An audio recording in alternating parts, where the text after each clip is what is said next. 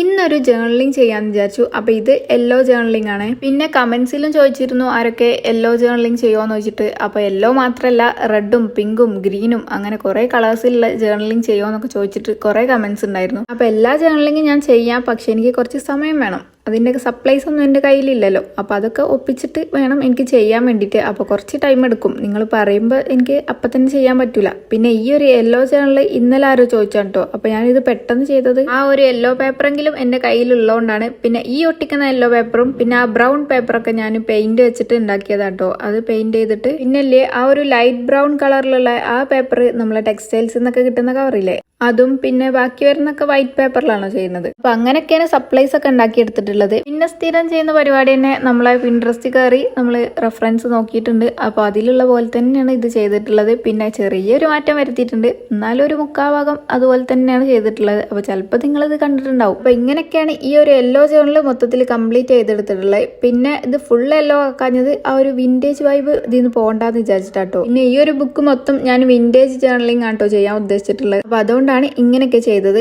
അപ്പൊ ഇതാണ് അതിന്റെ ഫൈനൽ ലുക്ക്. അപ്പൊ ഈ ചാനലിംഗ് ഇഷ്ടമായ ലൈക്ക് ചെയ്യാനും പിന്നെ സബ്സ്ക്രൈബ് ചെയ്യാനും മറക്കരുത്.